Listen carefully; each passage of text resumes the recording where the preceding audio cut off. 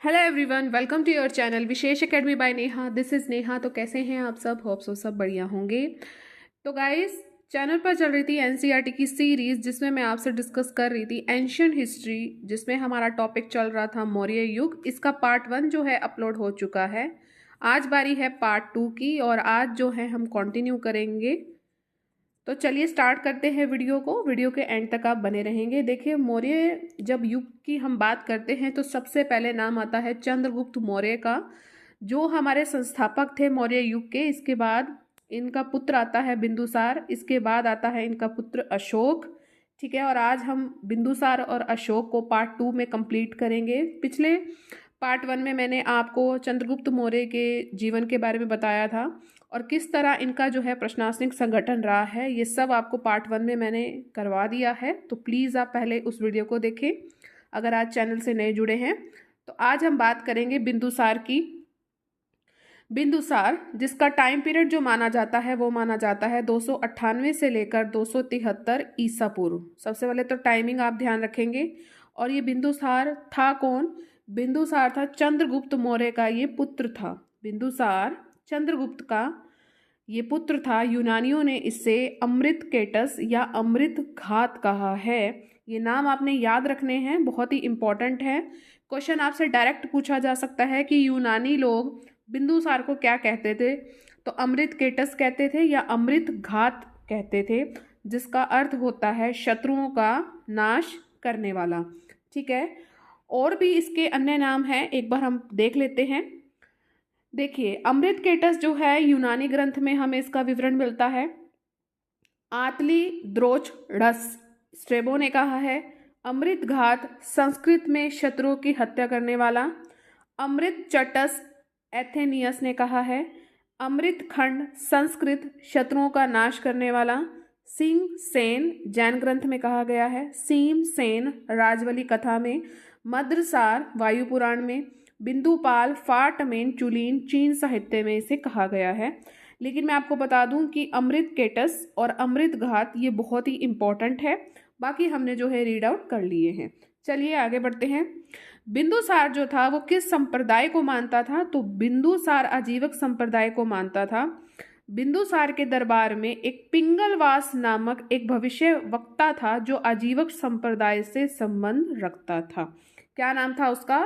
पिंगलवास। ये किस संप्रदाय से था? आजीवक संप्रदाय से था। ठीक है, पिंगलवास नाम ध्यान रखेंगे।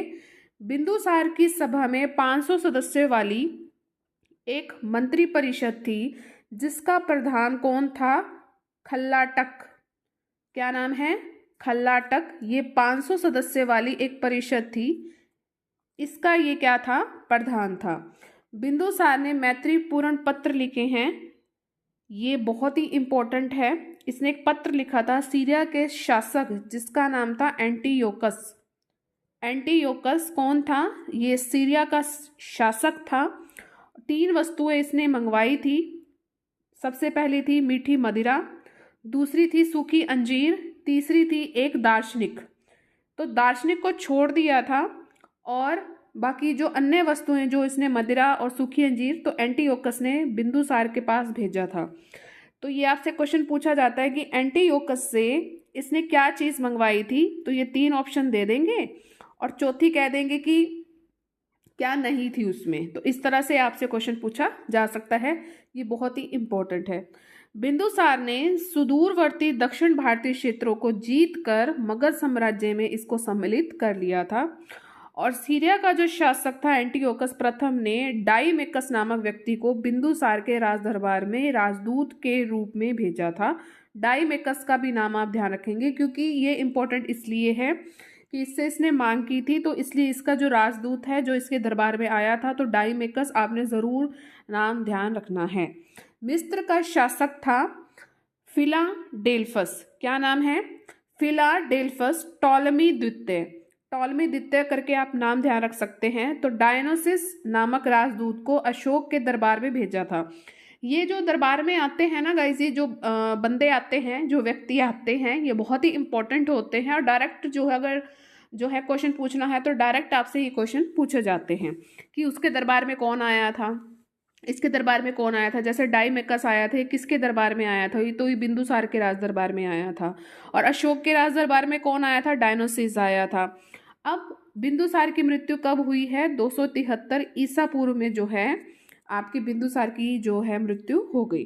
अब हम बात करेंगे अशोक की, जिसका टाइम पीरियड है 273 ईसा पूर्व से लेकर 232 ईसा पूर्व तक। ये बहुत ही इम्पोर्टेंट है।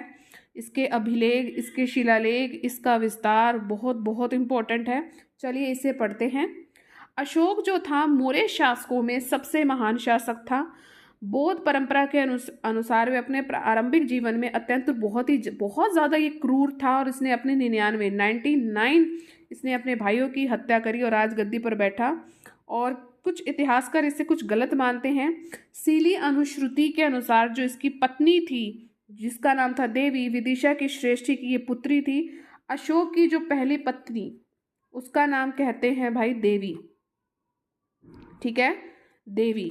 इसके जो बच्चे थे महेंद्र और संघमित्रा, ये आपने सब नाम ध्यान रखने हैं। देवी के बच्चे थे आपके महेंद्र और संघमित्रा। ठीक है, इनका जन्म हुआ। और बौद्ध ग्रंथ दिव्यवदान में अशोक की एक अन्य पत्नी भी थी, जिसका नाम था तिक्षय रक्षिता। पहली थी आपकी देवी, देवी नाम तो आराम से आपको ध्यान हो भी गया होगा, याद हो भी गया होगा। सेकंड थी तिक्षय रक्षिता। अरे अशोक के प्रयाग स्थित शिलालेख और इलाहाबाद शिलालेख, या जिसको आप रानी का अभिलेख भी कहते हो, जिसमें समुद्रगुप्त की प्रयाग प्रशस्ति और मुगल सम्राट जहांगीर का भी आपको लेख भी मिलता है। ये इसमें आपको जो अशोक की एकमात्र रानी थी, जिसका नाम था कारुवाकी, इसका भी उल्लेख मिलता है।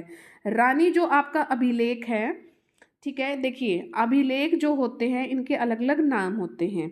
ये आपको नाम दिख रहे हैं, प्रयाग प्रशस्ति अभिलेख। प्रयाग प्रशस्ति जो अभिलेख है वो समुद्रगुप्त का था।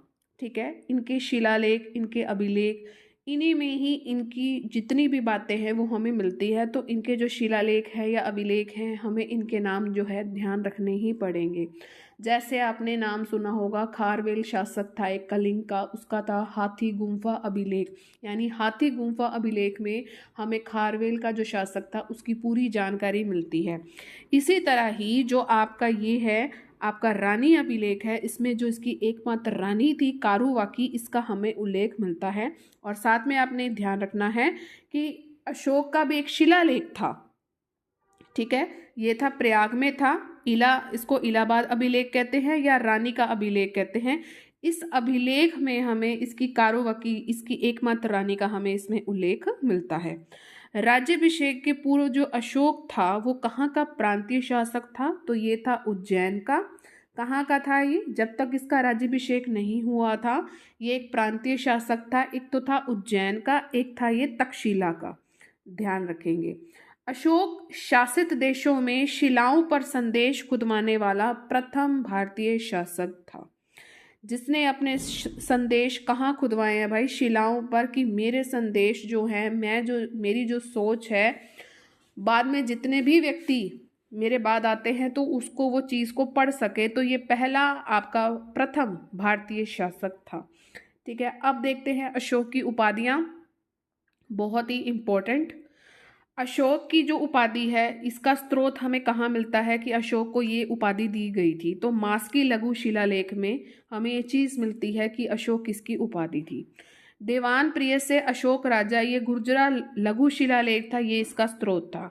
अशोक मौर्य, ये मौर्य कहाँ वर्ड इसके साथ जुड़ा है?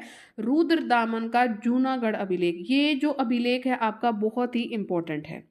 पियदस्सी राजा, ये कहाँ है? बराबर गुहालेख में है, इसमें उल्लेख है। पियदस्सी राजा मगध, देखिए यहाँ मगध नहीं है, यहाँ मगध आ गया है। भाबरू बैराट लघु शिलालेख में। पियदस्सी राजा ये भी और ये भी कंधार वृष शिलालेख में, दीपवंश में, महावंश में, बराबर गुहालेख में, इन सभी में हमें इस चीज़ का उल्लेख मिला है कि इसकी उपाधि जो थी पियदस्सी राजा थी। और मगध साथ में अगर लिखा हुआ है तो वो हमें मिला है भाबरू बैराट लघु शिलालेख में। अशोक वर्धन, इसका स्रोत क्या रहा है? इसका रहा है पुराण। पुराण में हमें अशोक वर्धन नाम मिला है। राजा अशोक, ये हमें मिला है नेट्टूर लघु शिलालेख में, हमें नाम मिला है राजा अशोक। राजा अशोक देवान प्रिय उद्गोलम लघु शिलालेख में हमें देवान प्रिय साथ में नाम लिखा मिला है। तो ये बहुत ज़्यादा इम्पोर्टेंट है, आप इसका जो है स्क्रीनशॉट ले सकते हैं। आगे बढ़ते हैं। अशोक ने 273 ईसा पूर्व में जो है अपने सिंहासन को प्राप्त कर लिया था, परंतु 4 वर्ष तक गृह युद्ध में रहने के कारण अशोक का जो वास्तविक आप राज्याभिषेक मान सकते हो तो 269 ईसा पूर्व आप मान सकते हो। अब बात करते हैं हम अशोक के अभिलेखों की, बहुत ही इम्पोर्टेंट। अशोक प्रथम भारतीय सम्राट हुआ जिसने अपने अभिलेखों की सहायता से सीधे अपनी प्रजा से संबोधित किया था। मतलब जो बातें वो प्रजा को कहना चाहता था उसने अभिलेखों का सहारा लिया, और ये पहला भारतीय शासक था। अब ये शिलालेख क्या होते हैं? शिलालेख होते हैं पहाड़ों को जब काट दिया जाता है तो शिलाखंडों को समतल करके उस पर उत्कीर्ण किए जाते थे। अब वो मिटेंगे तो नहीं, क्योंकि पहाड़ों को यहाँ पर काटा गया है। गुर्जरा, मास्की, नेट्टूर, उद्गोलम, ये हमने अभी अभी नाम पढ़े हैं, ठीक है। तो अभिलेख पर अशोक का वास्तविक नाम मिलता है हमें, और इन सभी अभिलेखों में केवल देवान प्रिय का अर्थ क्या है? देवों का प्यारा, इसकी उपाधि भी इसको मिली है। अब बात करेंगे हम शिलालेख की। इसके 14 विभिन्न आपके जो है 14 विभिन्न लेखों का एक समूह है, और 8 जो है भिन्न भिन्न जगह से हमें ये मिले हैं, और इन स्थानों के जो नाम है वो इस प्रकार है। शाहबाजगढ़ी, ये कहाँ था आपका? पेशावर जिले में स्थित था आपका शाहबाजगढ़ी। मानसेहरा, ये कहाँ था? हजारा जिले में स्थित है मानसेहरा। कालसी, ये उत्तराखंड का जो देहरादून है, ठीक है, ये जिले इस जिले में स्थित है। देहरादून जिले में कौन सा है? कालसी। नाम आप ध्यान रखेंगे। शाहबाजगढ़ी पेशावर जिले में, मानसेरा हजारा जिले में, कालसी है उत्तराखंड के देहरादून जिले में। गिरनार कहाँ है? काठियावाड़ के जूनागढ़ के समीप स्थित एक गिरनार की पहाड़ी है, वहाँ ये गिरनार जो है आपका शिलालेख है। धौली कहाँ है? उड़ीसा के पुरी जिले में है ये आपका धौली। जोगढ़ कहाँ है? उड़ीसा के गंजाम जिले में है। किस में है? जोगढ़ गंजाम जिले में है। एरागुड़ी, ये कहाँ है? एरागुड़ी आंध्र प्रदेश के कुर्नूल जिले में स्थित है आपका एरागुड़ी। सोपारा महाराष्ट्र प्रांत के ठाणे जिले में स्थित है। जो आपका ये धौली और जोगढ़ है ना, इसके शिलालेखों पर 11वें, 12वें, 13वें शिलालेख के स्थान पर 2 अन्य जो है लेख खुदे हुए हैं, जिन्हें हम पृथक कलिंग प्रयागपन कहा इनको गया है, ठीक है। और इस अभिलेख में ही कलिंग राज्य के प्रति अशोक की जो शासन नीति है इसके बारे में हमें पता लगता है। धौली और जोगढ़ ध्यान रखेंगे। अब हम बात करेंगे इसके जो लघु शिलालेख थे। लघु शिलालेख की बात करते हैं। लघु शिलालेख जो हैं 14 शिलालेखों के मुख्य वर्ग में सम्मिलित नहीं है। ध्यान रखेंगे, जो लघु शिलालेख हैं, जो 14 शिलालेख हैं, उसके मुख्य वर्ग में ये सम्मिलित बिल्कुल भी नहीं है, और इसी कारण इन्हें लघु शिलालेख कहा गया है, जो आपको विभिन्न विभिन्न जगह से मिले हैं। सबसे पहले रूपनाथ, ये कहाँ से मिला है? मध्य प्रदेश के जबलपुर जिले में। गुर्जरा मध्य प्रदेश के दतिया जिले में। सासाराम बिहार में। भाबरू बैराट राजस्थान के जयपुर में। मास्की हैदराबाद के रायचूर जिले में। ब्रह्मगिरी मैसूर के चित्रदुर्ग जिले में। सिद्धपुर ब्रह्मगिरी के 1 मील पश्चिम में। जंतिंग रामेश्वर ब्रह्मगिरी के 3 मील उत्तर पश्चिम में है। एरगुडी आंध्र प्रदेश के जो है कुर्नूल जिले में है। गोवी मठ मैसूर के कोपवल नामक स्थान के समीप ये स्थित है। पाल किगडू गोवी मठ से 4 मील की दूरी पर यह स्थित है। पाल की गुडू। राजूल मंडगिरी आंध्र प्रदेश के कुर्नूल जिले में है ये, ठीक है। और अहरोरा उत्तर प्रदेश के मिर्ज़ापुर जिले में ये स्थित है। एक बार आप दोबारा से नाम देख लीजिए और आप इसका स्क्रीनशॉट ले लें, क्योंकि ये बहुत ज़्यादा इम्पोर्टेंट है। ओके, आगे बढ़ते हैं। इसके अतिरिक्त आपके कुछ और भी हैं। सारो मारो ये है शहडोल मध्य प्रदेश। नेट्टूर मैसूर नामक स्थानों से हमें लघु शिलालेख की 2 अन्य हमें प्रतियां जो प्राप्त हुई हैं। और भारतीय पुरातत्व सर्वेक्षण विभाग के कर्मचारी ने जनवरी 1989 में कर्नाटक में गुलबर्गा जिले में स्थित सन्नाती नामक स्थान से अशोककालीन जो है शिलालेखों को प्राप्त किए हैं। 1989 की बात है। कर्नाटक के गुलबर्गा जिले में हमें ये चीज़ें मिलती हैं। अब बात करेंगे हम इसके स्तंभ लेख की। स्तंभ लेखों की संख्या है 7, ठीक है, और ये हमें 6 भिन्न भिन्न जगह से मिली है। पाषाण स्तंभों पर ही इसको उत्कीर्ण करवाया है। ये इस प्रकार है। दिल्ली टोपरा, ये नाम आपने ज़रूर सुना होगा। ये मिला है हमें उत्तर प्रदेश के सहारनपुर खिजराबाद जिले में ये स्थित है। मध्य युग में ये तुगलक शासक फिरोज शाह तुगलक द्वारा जो ये कहाँ लाया गया था, इसको दिल्ली लाया गया था। कहाँ लाया गया था? दिल्ली। और इस पर अशोक के 7 अभिलेख उत्कीर्ण हैं, जबकि शेष स्तंभों पर सिर्फ और सिर्फ 6 उत्कीर्ण मिलते हैं। दिल्ली मेरठ की बात करें तो यह भी पहले मेरठ में था, जो बाद में फिरोज शाह तुगलक कहाँ लेकर आया था? दिल्ली। लोरिया अर्राज, ये कहाँ है? बिहार के चंपारण में, जहाँ गांधी जी आए थे। लोरिया अर्राज। अगला है आपका लोरिया नंदगढ़, ये भी बिहार के चंपारण में आया था। और इस स्तंभ पर खास बात क्या है? इस स्तंभ की, इस पर मोर का चित्र है। रामपुरवा, ये भी चंपारण बिहार में था। प्रयाग, ये पहले कौशाम्बी में था, बाद में अकबर द्वारा इसको इलाहाबाद जिले के जो है इसमें रखवाया गया था। लघु स्तंभ लेख की अगर बात करें, अशोक की राजकीय जितनी भी घोषणाएं होती थी, वो जिन स्तंभों पर हमें उत्कीर्ण मिली हैं, उन्हें हम क्या कहते हैं? लघु स्तंभ लेख कहते हैं। सांची कहाँ से मिला है हमें? रायसेन जिला मध्य प्रदेश। सारनाथ वाराणसी यूपी। कौशाम्बी इलाहाबाद के समीप। रुमेनदेई, ये हमें मिला है नेपाल की तराई में। निगलीवा, ये मिला है निगाली सागर, यह भी नेपाल की तराई में है। रुमेनदेई और निगलीवा नाम आप ध्यान रखेंगे। सांची जो है सारनाथ कौशाम्बी के लघु स्तंभ लेख में अशोक अपने महापात्रों को संघ भेद रोकने का इसमें क्या देता है? आदेश देता है। ये आपके लिए इंपॉर्टेंट फैक्ट है। अब बात करेंगे हम कौशाम्बी और प्रयाग के स्तंभों में हमें अशोक की जो रानी थी कारुवाकी द्वारा दान दिए गए जाने का उल्लेख मिलता है, और इसे हम क्या कहते हैं? रानी का अभिलेख भी कहते हैं। ध्यान रखेंगे कौशाम्बी और प्रयाग के स्तंभों में। और रुमनदेई जो आपका स्तंभ था, इसमें क्या खास बात है कि अशोक द्वारा इस स्थान की जो धर्म यात्रा पर जाने का हमें विवरण मिलता है। क्वेश्चन बनता है कि धर्म यात्रा पर जाने का विवरण हमें कहाँ मिलता है? रुमनदेई स्तंभ में। और निगलीवा के लेख में हमें क्या मिलता है? कनक मुनि के स्तूप के संवर्धन की हमें चर्चा मिलती है निगलीवा के लेख में। गुहा लेख की बात करें तो दक्षिण बिहार के एक गया जिला है, उसमें स्थित बराबर नामक पहाड़ी की 3 गुफाओं की दीवारों पर हमें अशोक के लेख मिलते हैं। बिहार के गया जिले की हम बात कर रहे हैं। इसमें अशोक द्वारा आजीवक संप्रदाय के साधुओं के निवास के लिए गुहा दान में दिए जाने का हमें विवरण मिलता है। और ये जितने भी अभिलेख हैं, ये आपको प्राकृत भाषा में और बाही लिपि में ही लिखे गए हैं। ये चीज़ आप ध्यान रखेंगे। केवल 2 ही आपके अभिलेख ऐसे हैं जो बाही लिपि ना होकर खरोष्टी लिपि में हैं। और कौन कौन से हैं वो?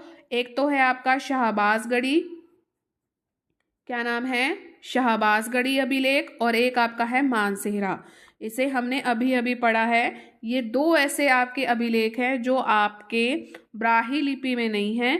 ये आपके दोनों किस लिपि में हैं? ये खरोष्टी लिपि में है। क्वेश्चन आपसे ये पूछा जा सकता है, ठीक है। तो आप इतनी चीज़ें ध्यान रखेंगे। आज के लिए सिर्फ हम इतना ही करते हैं। देखिए, इतना मेरे को आपको पार्ट 3 में आपको मैं आगे करवाऊंगी, ठीक है।